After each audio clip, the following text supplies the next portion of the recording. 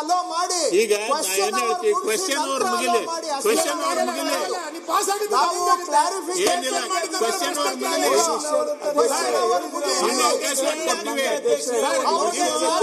Clarification ಕೇಳಲಿಕ್ಕೆ ಅವಕಾಶ ಮಾಡಿಕೊಡ್ತೀವಿ. ಕ್ವೆಶ್ಚನ್ ಅವ್ರು ಮುಗಿಲಿ, ದಯವಿಟ್ಟು ಕುಂದರಿ, ದಯವಿಟ್ಟು. ಕ್ಲಾರಿಫಿಕೇಶನ್ ಆದ ನಂತರ ಅದೊಂದು ಪದ್ಧತಿ ಮೇಲೆ ಬಂದಿದೆ, ಆ ಪ್ರಕಾರ ಹೋಗೋಣ. ಆದೇಶ ಮಾಡಿದರೆ ಅಂತ ಹೇಳಿಕೆಯ ಮೇಲೆ ಯಾವುದೇ ಚರ್ಚೆಗೆ ಅವಕಾಶವಿರತಕ್ಕದ್ದಲ್ಲ. ಆದರೆ ರಾಜ್ಯಕ್ಕೆ ಸಂಬಂಧಿಸಿದಂತೆ ಹೆಚ್ಚಿನ ಮಾಹಿತಿ ಪಡೆಯುವ ಉದ್ದೇಶಕ್ಕಾಗಿ ಪ್ರಶ್ನೆಗಳನ್ನು ಕೇಳಲು ಸದಸ್ಯರಿಗೆ ಅನುಮತಿ ನೀಡಬಹುದು ಅಂತ ಇದೆ. ಅನುಮತಿ ಕೊಡಬಹುದು, ನಾವು ಅನುಮತಿಯನ್ನು ತಾವು ಕೊಡಬಹುದು. ಕ್ಲಾರಿಟಿ ಇದೆ ಪುಸ್ತಕದಲ್ಲಿ, ನಿಯಮ ಪ್ರಕಾರ ಮಾಡಕ್ ಬರಲ್ಲ. ಸರ್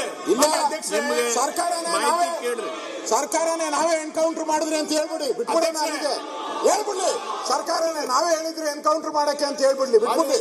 ನಾಚಿಕೆ ಆಗಲ್ಲ ಅವ್ರಿಗೆ. ತಮಿಳುನಾಡು ಮುಖ್ಯಮಂತ್ರಿ ಅದಕ್ಕೆ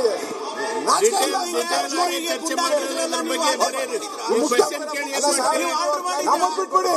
ತಮಿಳುನಾಡು ಮುಖ್ಯಮಂತ್ರಿ ಸ್ಟೇಟ್ಮೆಂಟ್ ಮಾಡ್ತಾರೆ, ನಾಚಿಕೆ ಆಗಲ್ಲ, ಖಂಡನೆ ಅಂತ ಹೇಳ್ತಾರೆ. ನಾಚಿಕೆ ಆಗಲ್ಲ ಅವ್ರಿಗೆ.